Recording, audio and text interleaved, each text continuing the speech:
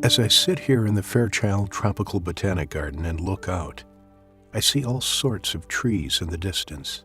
Attached to every one of them is a history that fascinates me. The coconut grove hammocks stand out on the plains of sawgrass, merging into the mangrove swamps. Every tree brings up a memory of the place where I got the seed or of the person who gave it to me. It changes with each season and grows older just as I do.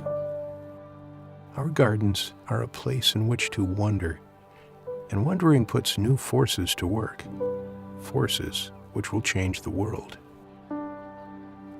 In 1898, I took over the directorship of the Agriculture Department's Plant and Seed Introduction Program, introducing new plants to America. Florida was the only place where tropical plants could be grown in the United States. Henry Flagler developed the Florida East Coast Railway as far as Miami and was interested in a tropical laboratory and garden. The land for such a garden was offered by Mrs. Mary Brickell, who lived on the Miami River. There were about 1,000 people in the neighborhood, living here and there in the pine woods along sandy roads through the brush. As I crossed the river, merely a jungle trail, a love for southern Florida was born in my heart. The only place in America where coconuts, pineapples, avocados, papayas, and mangoes would attract settlers. However, the Secretary of Agriculture was an Iowa man and considered it a backward country with a disagreeable summer climate and no soil rich enough to grow corn. Luckily, the Spanish War created a wave of interest in tropical agriculture when our soldiers returned from Cuba and Puerto Rico with tales of new, delicious fruits. Then the Senate Appropriation Bill passed and granted me the unheard of sum of $20,000 to introduce all variety of plants to the country, and I would begin my travels worldwide.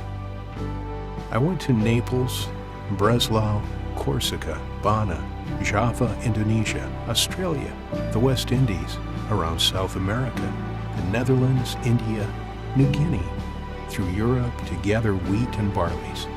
Then I ventured to Egypt, Tunis, Algiers, Spain, the Orient, Japan, China, India, then to Baghdad, the Persian Gulf, and the Tigris River to introduce dates to the American Southwest. In all, I collected over 30,000 plants and seeds and became predisposed in favor of a life in the tropics. Soon after my return to Washington, I met Gilbert Grosvenor, the editor of National Geographic, who invited me to address the Society.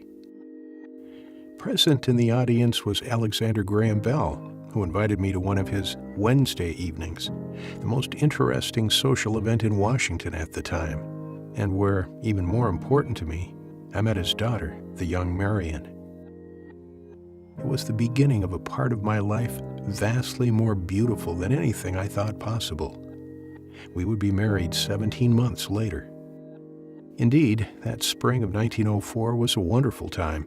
Theodore Roosevelt was in the White House, a chief executive who thought in biological terms and began preserving wildlife in the forests.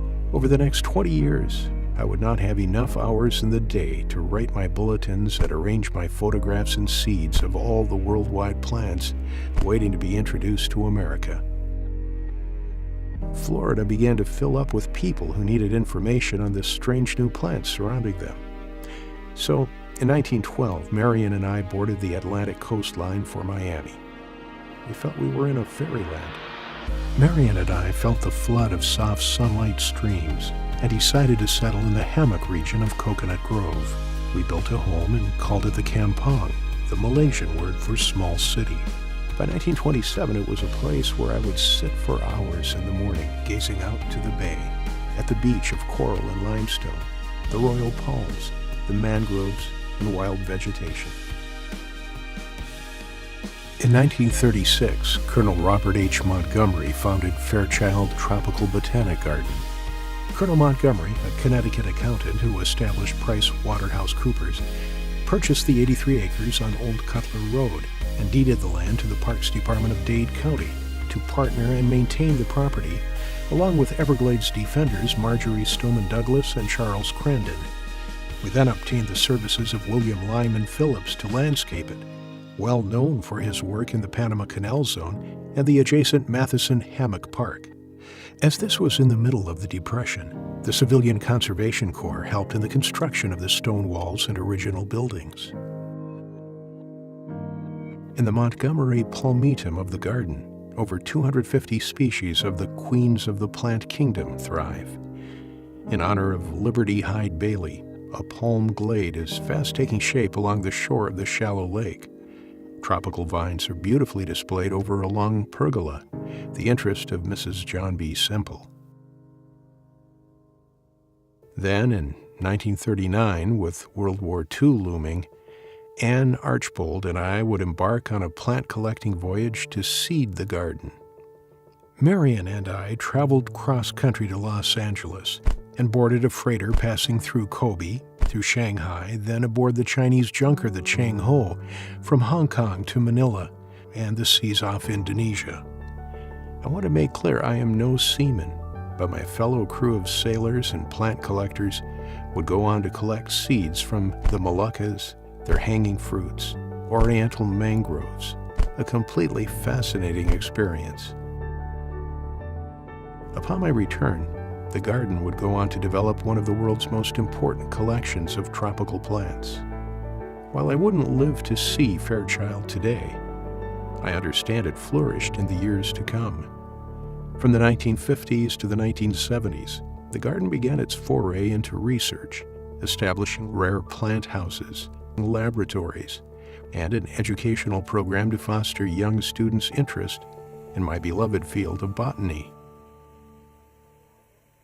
On the morning of August 24, 1992, a fierce Category 5 hurricane, Andrew, hit the southern coast of Florida, its eye passing due south of the garden. Many palms I seeded were downed, and tropical flowers of all varieties lost. But from that devastation, we bloomed yet again. In 1994, a comprehensive master plan paved the way for growth, development, and renovation. We've brought flora and fauna from Madagascar. We've planted palms from every tropical destination. Our Mango Fest brings the exotic fruit from all corners of the earth to countless enthusiasts.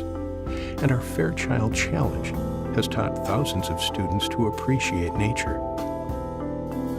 So, as I gaze out on the garden, there comes to me a cosmic feeling of happiness among the royal palms along the stony beach, the lure of paradise.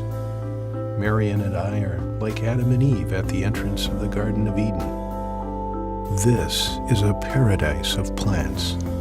It is a world of beautiful imagination and peace.